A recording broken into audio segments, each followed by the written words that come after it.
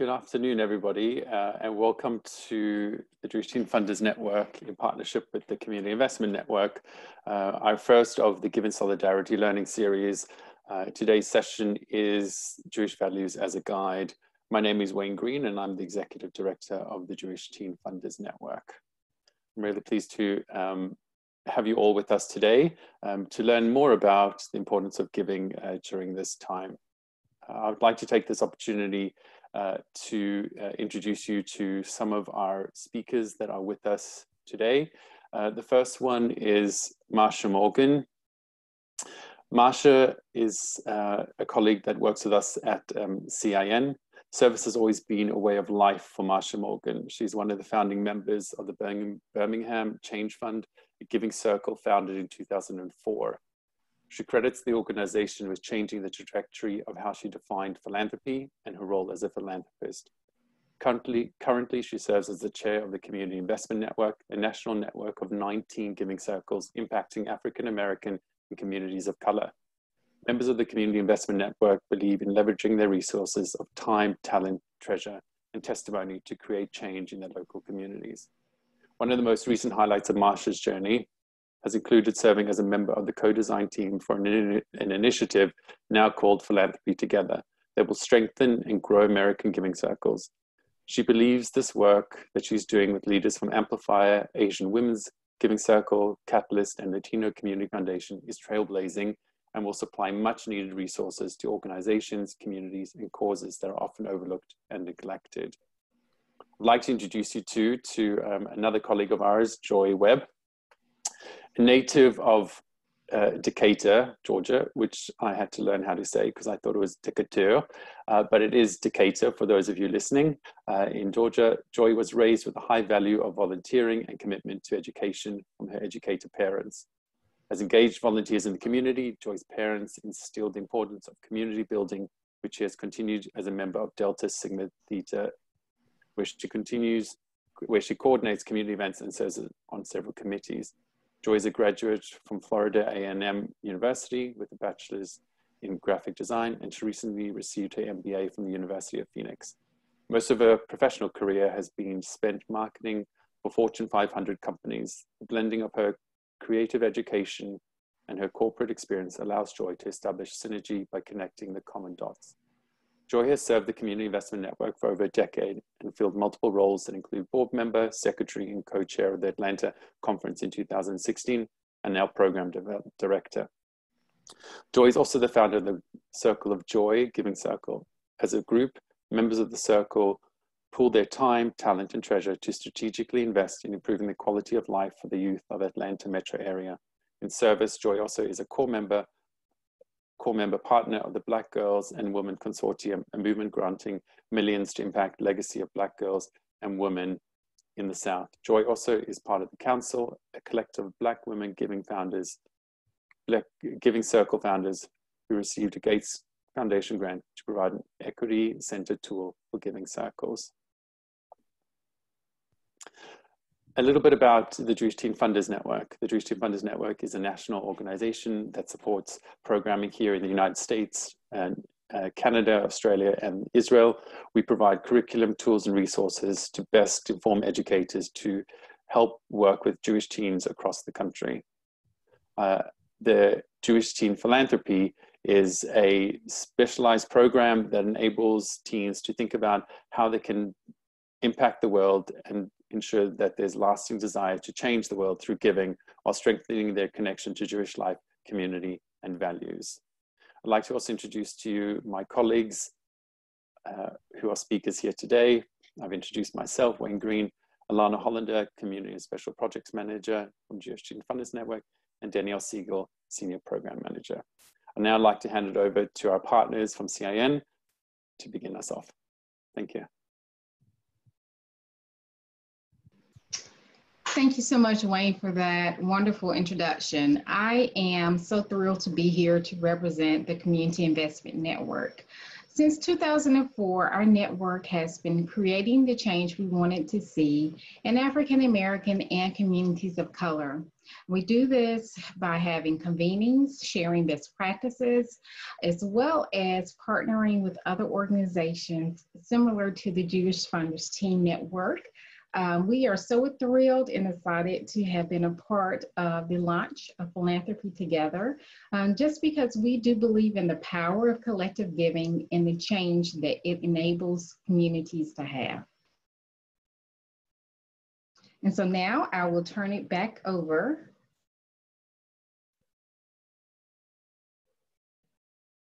to our host, which will lead us in a conversation on exploring Jewish values. Wonderful. Hi, everyone. Thank you so much, Marsha. My name is Danielle. I'm the Senior Program Manager of the Jewish Teen Funders Network. And I'm going to start us off about talking about using values as a lens for giving. So a key question to start off with is, why do we use values? How can we really harness the power of values to help us on this journey? And really a lot of it is about personal exploration. It's about that moment to dig deep, look inside yourself and see what is important to you. It's a very individual experience, and everyone is going to look to different values to guide them. And because it is an individual choice, there are no wrong answers. This isn't about being right and wrong or choosing what is deemed to be the better value. It is what is the right value for you at this moment. Values can also guide your actions. So values are something that is innate, it is inside you, but it can also lead to something that is physical, something that you can do. And we'll look a little bit later in the session about how our values can actually guide our actions. It is also a moment for shared language. When you establish what values you are talking about, it helps the group connect on the same level and use that shared language so that you can have really meaningful conversations about what is important to you. It also evens the playing field. When you're talking about your own individual experiences and what matters to you, it's not about how much knowledge you have in a particular subject. It really puts everyone on the same plate. It is also a time that you can link it to a mission statement or a guiding statement, something that you might have within your program, your circle already. And this mission statement can be guided by values. You can even put the values directly in your mission statement. In a short form program, groups sometimes even use values in place of a mission statement. If you are doing a slightly different type of program that doesn't require a mission statement, but you want everyone to have that shared vision, can actually be swapped out for a mission statement or can be used to enhance an existing mission statement. And the great thing about values is that they are both internal and external. So your values might guide your output. So where you might grant, where you might give, it'll affect your actions on the outside, but also values can affect your program internally so that you live by those values within your program as well, or within your giving circle or your giving experience. So it plays that dual role of being something that is very personal and something that is intrinsic to your program and also something that is external. So there are many different Jewish values. Jewish tradition is rich with several values. They're sometimes called midot or attributes.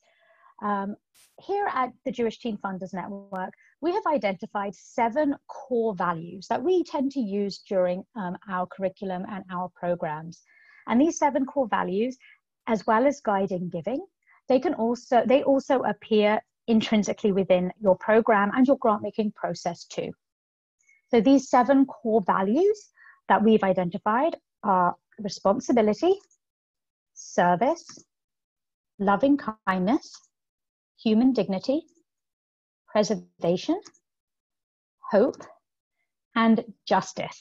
And we're just going to look a little bit about each one and a text where that value is represented, and just a little bit about it so that we can understand what does it mean to live through or use as a guide one of those values.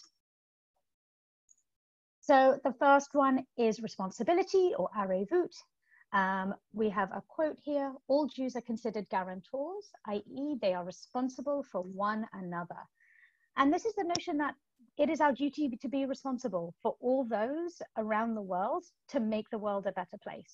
And really that this notion of responsibility is a driving force that we use in order to make a difference in the world and to drive social change. So our next one is service, or avoda.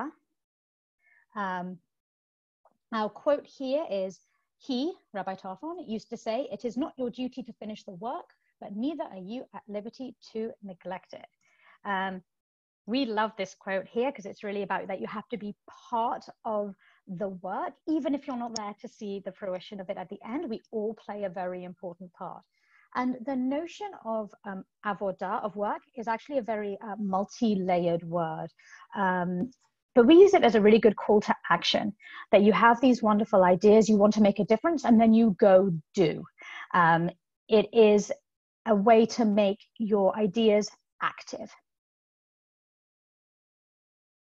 So our next one is loving kindness, gimel chasadim.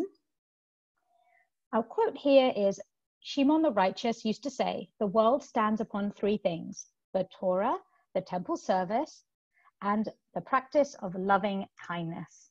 So really we see gimel chasadim, loving kindness, as a key building block to helping others and to making a difference in the world, and just really the power of kindness and how small actions can actually make a very big difference to people's lives and society and the world at large. So human dignity, kavod. Our quote here is, Ben Zoma said, "Who is one that is honored? One who honors their fellow human being." And that is something that it really underpins a lot of the work that we do, is really that the belief that everyone has equal and innate worth, that everyone is important, that we need to respect everyone so that we can uplift everyone. So that notion that we want to really uphold human dignity. Our next one is preservation, shmirah. Adonai, or God, took the man and placed him in the Garden of Eden to till it and tend it. And this is a really interesting value because you can take it as preserving the land, preserving the world. So you can take it as an environmental cause, but also this value is about looking after something. How do we take care of something? And when we're trying to make social change in the world, it's that fine balance. It's that balance of when do we take those moments to make change, and when is it about preserving what we have, and being really aware of when is the right thing to do at that one moment. Hope, tikva. This is a quote from Rabbi Jonathan Sachs. Optimism is the belief that things are going to get better. Hope is the belief that we can make things better. Optimism is a passive virtue. Hope is an active one. It takes no courage to be an optimist, but it does need courage to hope. And this is a really driving value, because if we believe that we can make things better, that hope is the drive to make things better. So as it says in the quote, it's taking it from passive to active. And even if it is hard, and even if things seem difficult, that notion of hope propels us forward. And our final value is justice, tzedek. Isaiah then established the 613 mitzvot, or commandments, upon two, as it is stated, observance, justice, and perform righteousness. So we see justice really as that imperative to build a just world, and it is the heart and soul of how we can make social and structural changes in order to make the world a better place. So now that we've kind of looked at our framework of values and the 7 values that we tend to use, I'm going to pass it over to Marsha to talk about how we can actually use these values in order to address racism. Thank you, Danielle. So whenever we're talking about addressing racism, we have to actually frame the conversation.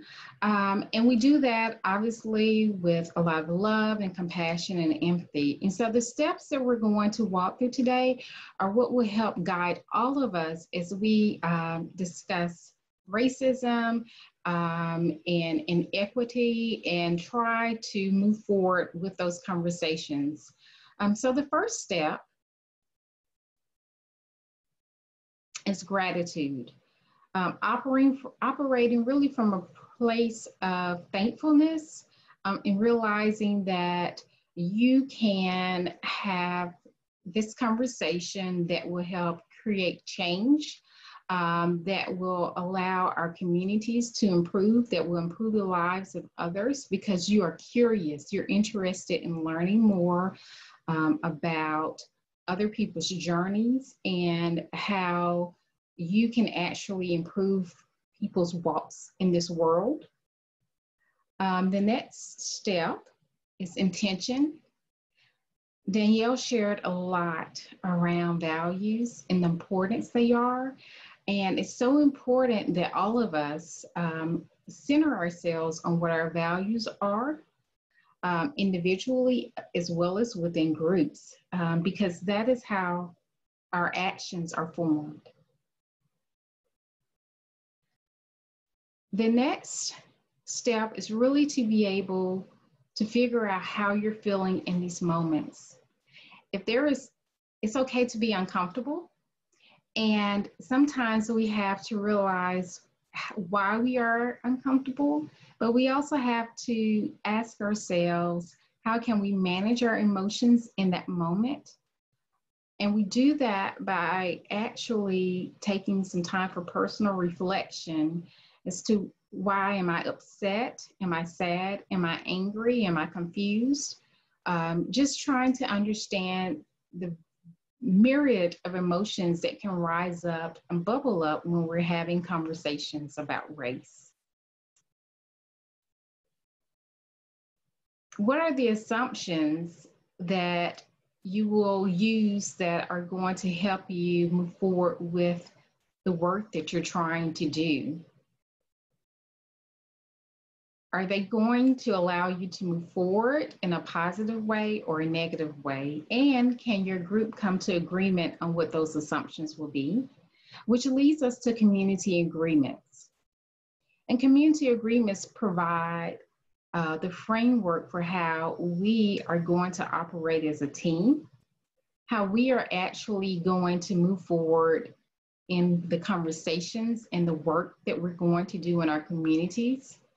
And so if you think of your community agreements, they may include things like believing the best intentions of someone else, always operating from a place of respect, always listening before speaking. Those are just some examples of community agreements. And lastly, you develop a shared language. It's very important to be able to communicate with one another. And you need to make sure that when you are communicating, it's effective and that you're hearing what you believe you are. And so one of the ways to make sure that takes place is by creating a shared language.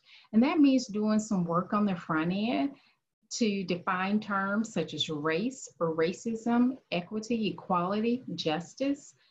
It just means that you all are coming from the same place as you're working together as a group to understand what those terms mean to each other as you move forward in this work. And lastly, I'll add that all of these steps combined allow you to create a space that is brave, for these conversations. A lot of times we hear of safe spaces, we'll say this is a safe space. But really, as we're thinking about talking about race with one another and moving forward in this work, it's important that we are courageous in this work.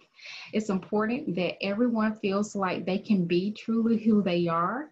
And as you establish these guidelines with how you are going to communicate with each other and your intentions and moving forward, these 6 steps allow you to create a brave space that will allow you to fully be who you are and to learn more so that you can really center the work that you're trying to do around racial equity.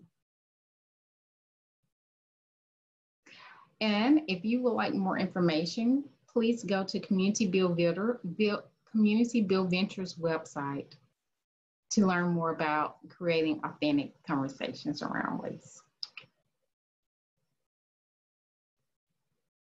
Wonderful. Thank you. Thank you so much, Marsha, for that really important framework. And I think that is going to be incredibly helpful to people as they are embarking on this work. Want to share with you, oh, I'm sorry. As we go into our next section, I'm going to pass it back to you to continue a little bit more about how we delve deeper after using this framework. Right. Thank you, Danielle. So as we know, we have to use values to address racism.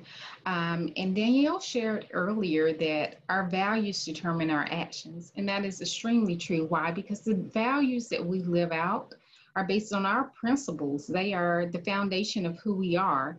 And so what we think and we believe in those principles, those are the things that shape our behaviors. Those are the things that will allow us to actually implement change in our communities. And so as we're thinking about utilizing values to address racism, we have to think about, number one, what are our values individually? And are we actually operating personally from a place of equity? Do we believe in equity? Do we believe in justice? Do we believe in opportunity for all? Do we believe in community? And so if those are parts of our core beings as people, and if those are the values that as a group people identify, then that means that all of the work that we're doing to address racism will be amplified because of the values that we have identified. And so I believe Danielle is now going to join me again to go deeper. Hi, thank you so much, Marsha. So our next stage is really starting to scratch the surface of how can we use some of these frameworks and our values.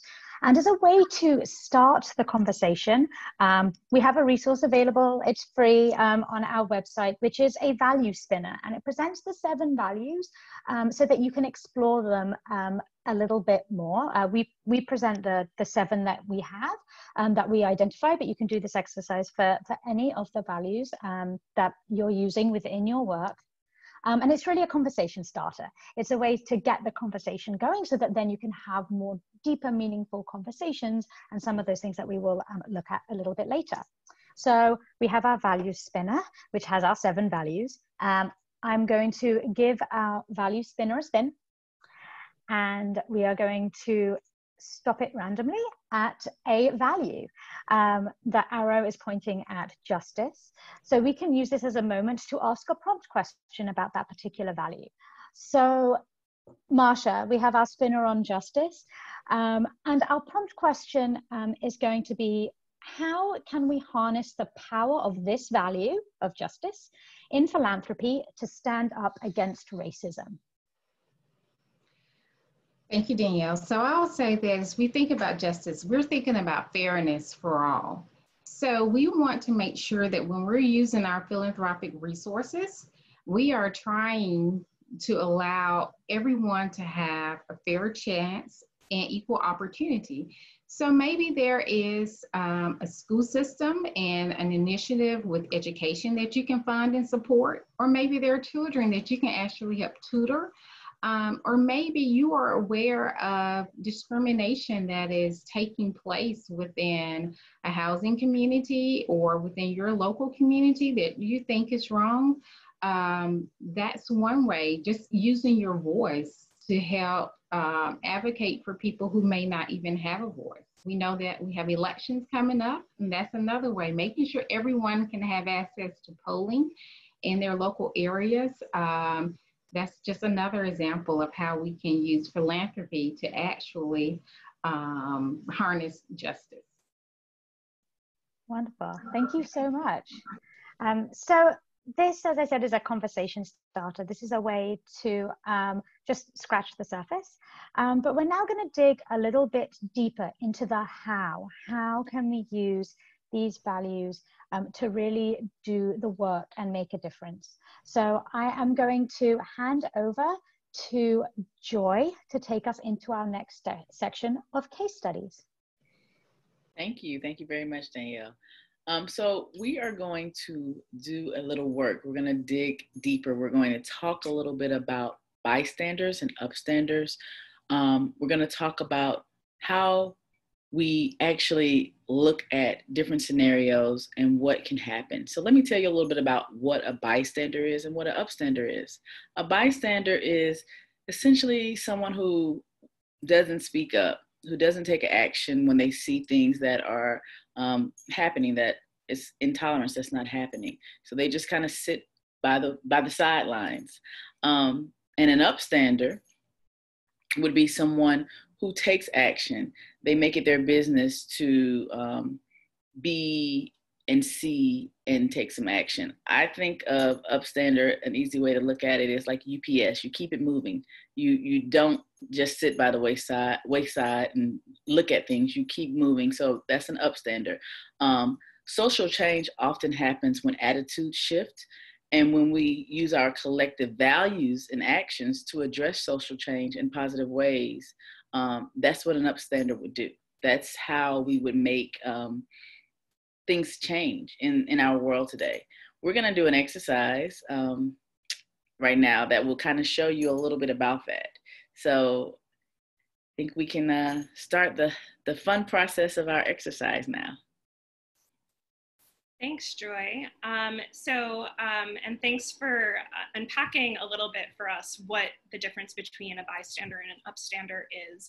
And this is just a moment for us to really dig in and understand. We've seen these values explained to us by both Marcia and by Danielle, and we see them sort of like as this top level idea. And now let's get into the nitty gritty of understanding how these values can be lived out in real life scenarios. And some of the challenges that come up in this is that sometimes when we try to live out our values in real life, it can be uncomfortable. Some of these situations, as our team, Community Investment Network sent us this really great resource on bystander scenarios. And even as we read through it, we found ourselves being uncomfortable. And we realized this is a moment to lean into that discomfort because you learn from these challenges. You learn by challenging yourself. And you learn by asking the question, why? If it makes you uncomfortable, why? So Joy and I are gonna discuss a few situations and think about what those values are. And eventually we can use that to unpack. Once we understand how we can use our values in the moment, then we can challenge ourselves to think about how you bring that experience forward into your giving.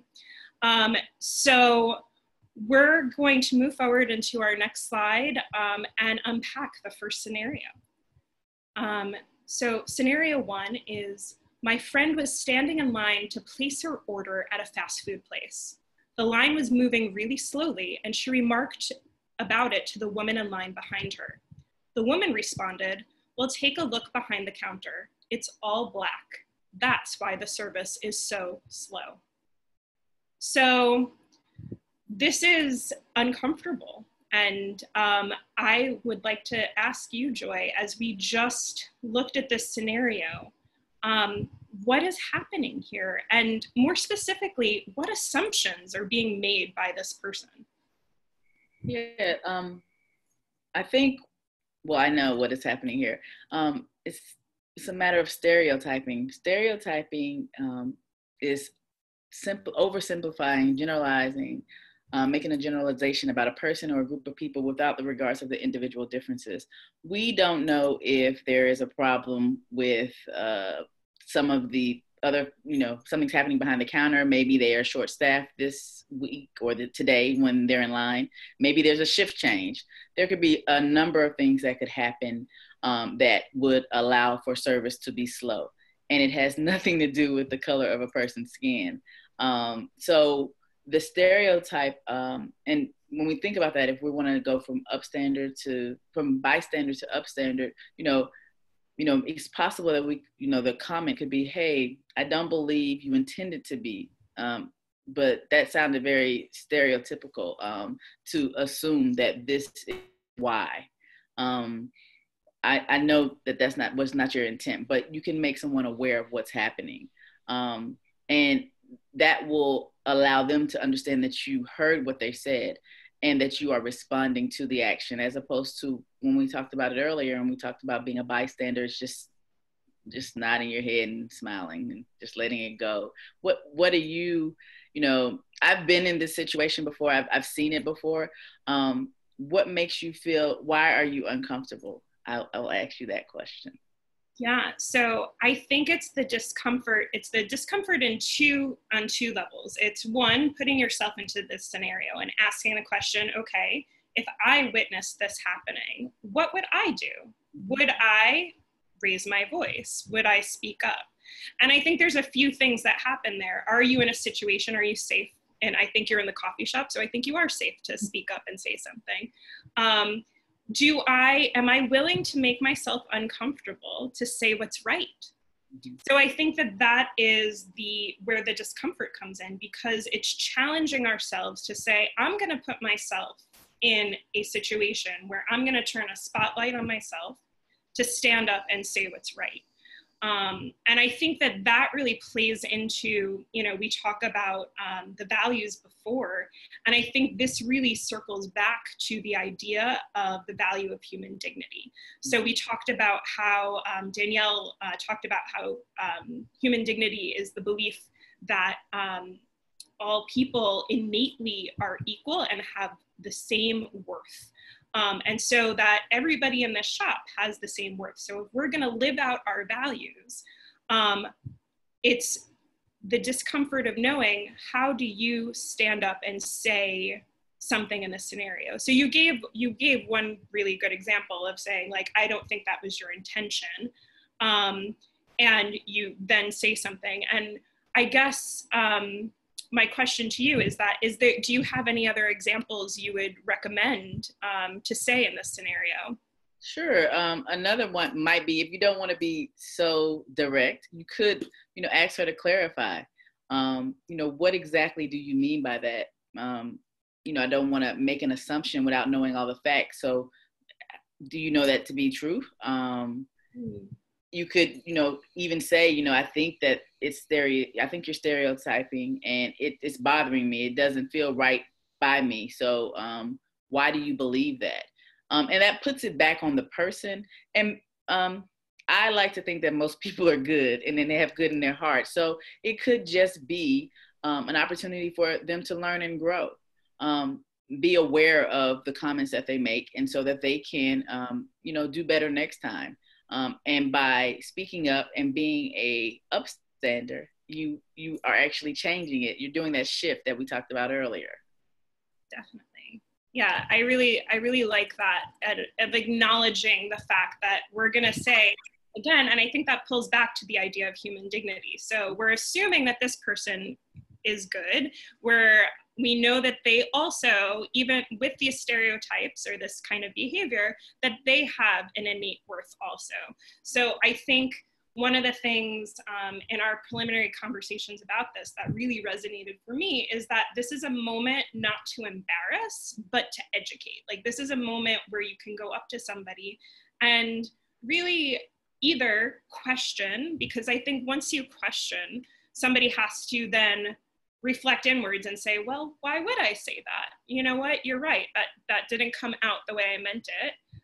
Or maybe, you know, they feel a little bit more strongly and they have, you know, whatever background they have, but at least it's putting it out there so they should reflect inwardly in that moment. It's challenging them. So I really like that idea of the framework of asking why. And everybody's different, right? So, you know, you may not want to just tell them that they're wrong immediately. That's a very passionate statement. The clarification might help. And then also even, you know, explaining what stereotyping is, you know, they may not quite understand that they did that in the moment that they were speaking. So once again, it's an opportunity to teach and to have a growing opportunity. That's great. Well, thanks. I think that really helps us like unpack like different ways we can transfer some of our ideas from being a bystander, hearing this moment, and then coming up as an upstander and addressing a situation. So I'm going to lead us into our next scenario, which is the following. I was talking with my friend about racism. She said, "I'm so glad I raised my daughter to be colorblind."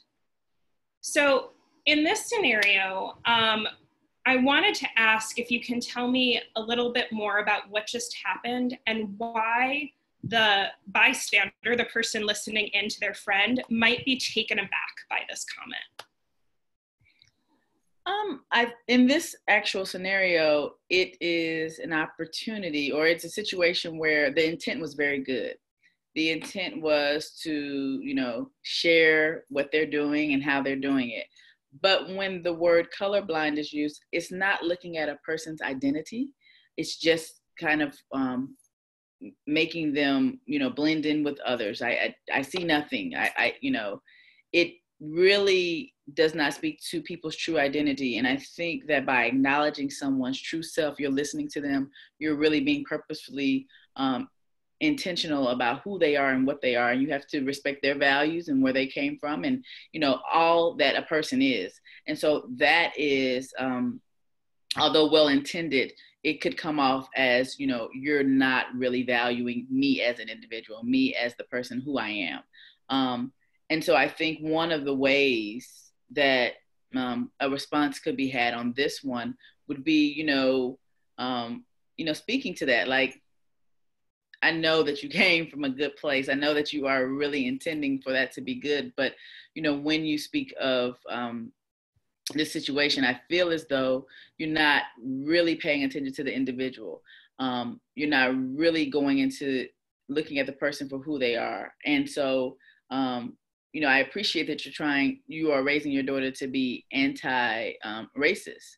And that is an excellent way to, you know, teach her about the world today. But maybe that comment could be shifted a little bit to understand that everybody's individual, and when you use the word colorblind, it makes people feel as though you're not looking at them as a person, as the values and the things that they actually uphold every day. So once again, we're not trying to embarrass, we're not trying to make a scene, we're not trying to be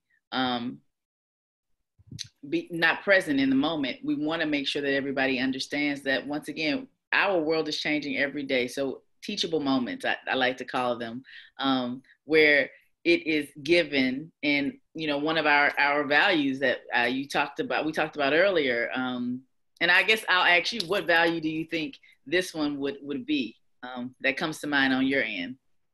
Sure. So I think I would say for this is love and kindness. I think that what you were talking about before, about how this person's intention was not a negative intention. It actually was a positive intention, like you said, raising their daughter to be an anti-racist, which is an act of love and kindness. It's the building blocks with which we help others, and that is part of that work. So I think that the mom is coming from a good place. And so I think that there's multifaceted layers here. There's the act of love and kindness that the mom had and trying to teach her daughter something good. And then there's the love and kindness that you show for your friend. In that, like, I love that phraseology, in that teachable moment that you can show that love and kindness to your friend and say, well, actually, I want to talk to you about why this language is maybe problematic. And I know that you're doing an amazing job with your daughter, but let's talk about this idea and what is maybe problematic about it. You know, and then you can do that in a loving way. So I think that that's really great. I think it also plays into when Marcia was talking about her 6 steps earlier and the shared language. So like this is an opportunity for somebody not realizing how language maybe is shifting in our culture. Like this is an opportunity to be on the same page and have shared language. And so, yeah, I like the idea of love and kindness. And I guess one of the other things that that we had talked about the other day is this idea of like the sandwich method. And can you explain for us, like, what is the sandwich method when you're addressing a situation, and like, how would you maybe use it here? So, you know, as we talked about, you know, saying, hey, you don't want to embarrass anybody. We talked about that earlier. We talked about kind of doing with the sandwich method, is like good, teachable, and then good again. So you get the bread, you get the meat, and then you get the bread again. Mm-hmm. So the core messaging that we want to place or share is that, you know, the teachable moment is, you know, let's look at people for their experiences and, you know, what the person is as an individual, not, you know, just put a blanket statement blind on there. But when we go back and say, you know, we know that you are raising your daughter greatly. You're doing a fantastic job. That's that top layer, that nice, cozy, warm feeling. And then you come in and say, hey, you know, when you use that language, you're not really looking at the person, you're looking, or the experience that the person has. You're more so just generalizing and, you know, almost being a bystander, pushing it to the side. That kind of gives them that teachable moment, but you follow back and say, you know, but I appreciate and I really respect that you're teaching your daughter to be anti-racist. And those tools are going to be, you know, great. So that's that bread to push it all together and smooth it all out. And it also allows the person that you're talking to ask more questions, right? If they are confused or don't understand your thought, you can start a conversation similar to what we're doing now to dig deeper, do a deeper dive into why I would feel that way. So that's the sandwich method. I think it's so cool. And I think it's something I think that we can use in conversations around anti-racism. And I think it's something that we can just use in life in general. I think it's a really great tool to be able to tell something that might be difficult for them to hear. Mm-hmm. And a really great tool that I hope people here will carry forward. In general, I think that this is just a great way to practice putting ourselves into certain situations and trying to imagine, what would I do in this situation? How would I handle this? And if we practice that a little bit, then when we're really faced with that challenge, I think we can all come out as upstanders when we see these things happening in real life, and to use those values at the core to guide us. So I thank you so much for diving into this with me today, Joy. I look forward to hopefully conversations around this more in the future, but I think this is a really great place to start as we look to how we can realize our values. And just in thinking about different ways to be an upstander, certain things that, just a couple of tips and tools that I hope everyone here will take home with them and carry forward, is that when we speak out and speak up, it's okay to say that a person made you feel uncomfortable. It's okay to say you disagree with them. And it's okay to address the situation later in private. And these are just different ways that you can contextualize it for you yourself in that moment, and maybe go through some of those cues to say, I'm uncomfortable, I'm gonna say so. I disagree, I'm gonna say so. Or I'm not in the situation where I can say something now, but I'm gonna make sure I say something later. So thank you again. And now that we've practiced identifying some of these values in real life situations, we're going to take a look as a way that they can be implemented into the philanthropy process. So I'm going to ask Danielle to come back and share this next section with us. Wonderful. Thank you so much, Joy and Alana, for taking us through that really valuable exercise and some real life application for how we can use our values. And our next step really is looking at how we can use those values. We've looked at the real life scenarios, how we can use them in philanthropy, in our giving process. And there are questions that we can ask ourselves as we are evaluating organizations and going through our philanthropy process. And the great thing is that all the exercises that we've just been doing and we've just been sharing, that is something that you can do with your groups, whether you are a teen giving circle, whether you're a professional who's leading a group of teens, whether you're a group of teens who's doing other similar work. You can use any of those conversations or tools in order to enhance your learning and in order for it to make a real difference in your philanthropic giving, and how really your values can guide and help you through that process. So whether you're doing this as your own program that's established, or whether you're embarking on a short form program, there's actually going to be a short form giving program available in conjunction with this learning series. And we go into a little bit more detail about how we can use these values and this framework to evaluate organizations and to enhance your philanthropic giving. So identifying the real life values and implementing them into the philanthropic process. So it is kind of a step A to step B. How do you make that through line happen? And a big part of that is evaluating the organizations through the values. Really have a look at those organizations. Do they uphold those values? You can do a little bit of research. You can look online. You can see how do those values manifest.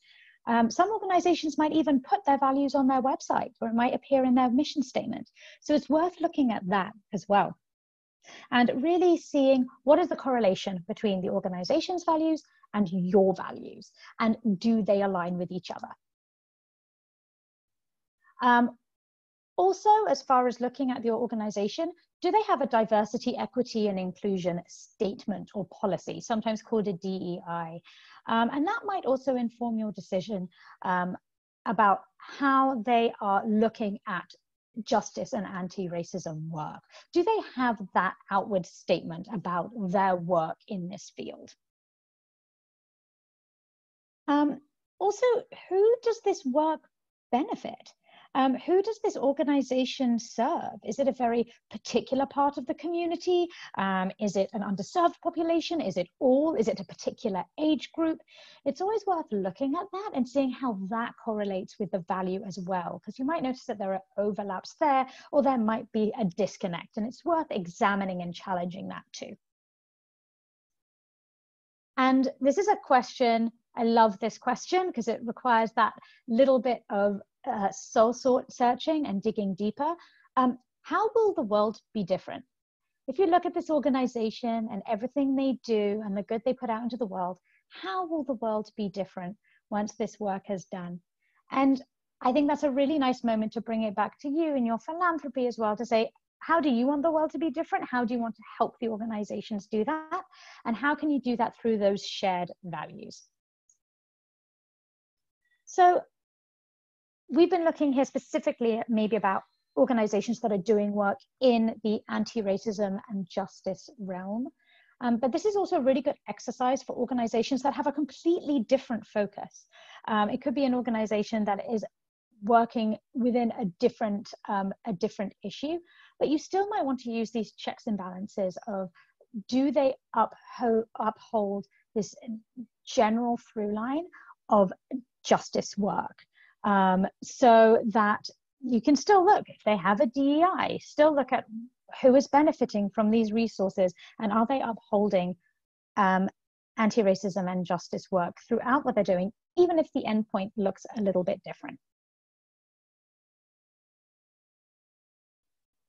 So now I am going to hand back over to Wayne to bring us home and wrap up our session. So over to you, Wayne. Thank you, Danielle. So firstly, a big thank you to Marsha, Joy, Danielle, and Alana for the work that has been put into this. It's been an incredible opportunity for us to be working with CIN to really understand and unpack about how we use different values, how we understand DEI statements. You know, how do we really think about this work in a strategic way to inform our philanthropy and doing better work in the world today? Also, we have time for one question, and I'm going to ask Marsha just to put her camera back on for that one question that popped up in here. And it's just, you know, it touches a little bit about some of the questions and the content that we spoke about today. But it's just about, you know, why is philanthropy an important action to be taken today? And how could it be used online specific to the fact that we're all home due to COVID? You know, I think it's interesting because a lot of times when we think of philanthropy, we all often only think of it in the context of giving dollars. And one of the things that the Community Investment Network, you know, preaches and practices is actually giving of time, talent, treasure, and testimony, meaning that we are leveraging all of the resources we have. So even though we are at home right now, we're not limited in how we can use philanthropy to move our communities forward. There is a lot that we can take in and learn in this moment, and providing opportunities similar to this allows us to do that because it really frames our behaviors and our actions. It really frames our values and helps us understand the impact of things like institutional racism and how things are just kind of embedded within our DNA that we're possibly not even aware of. And so we have a lot of opportunities right now in this current moment to educate others, to partner with others, and to collaborate with others around collective giving to really strengthen our communities, even though we are at home. And so I know some people are really concerned because they're kind of sheltered in place and in their home, but to me, I think it's a great opportunity just to really pause and reflect and learn so that you can strategically and intentionally act and create change. And so that's the beauty of this moment. That's the gift of this moment that we have been given. I absolutely agree. And I think one of the key pieces about this too is about how do we educate ourselves and think strategically about giving and philanthropy. And I think for the teens that are participating and watching this webinar, this is not an opportunity for you to just do the work now. This is about embedding these skills, these learnings, these understandings for lifelong giving. And so I'm really thrilled that we've had this opportunity to talk to you and your colleagues about what it means to educate ourselves in this space now so that we do philanthropy as best as we can to come out with a better world that we live in. So thank you. And just a quick wrap up before I know time is sensitive and people may be going to other Zoom sessions. So I just wanted to again say thank you to everybody who contributed on this call. Unfortunately, we can't get to everybody's questions. We will have information that is up there should you want to reach out to any one of us after today. I will just give a quick plug for the next Given Solidarity learning session. This will be next week, same time, same place on Zoom, which is Wednesday, 2 p.m. Eastern Standard Time. We'll be looking at working with our fantastic colleague, Becky Berger from Chicago at the Federation there. We'll be delving more deeply into these concepts of philanthropy and anti-racism work. And our final learning series will be a fireside chat with a panel of incredible speakers that we have lined up for you. Also, just a reminder that there'll be a giving experience, an upcoming resource that we'll be sharing with you all very soon. And we're really thrilled that this is going to be coming out for you to be able to take action in your communities to really think about how you enact change on your local community to support a number of issues that you may want to think about, as well as thinking about it through reflecting on some of those tools and experiences we gave you today. And lastly, just a reminder too that you know, the way that we inform and do our work with the Jewish Student Funders Network is really to think about modeling. So we've given you a number of scenarios, a number of opportunities to reflect on the way that we work. And it's about how you use those back in your philanthropy programs to inform your giving and to inform the way that you think and you value the way that we give strategically to benefit the world today. So if you have any more questions, please feel free to email us at jtfn@jtfn.org. And so on behalf of all of us, we say thank you so much for giving us your time and spending it with us today.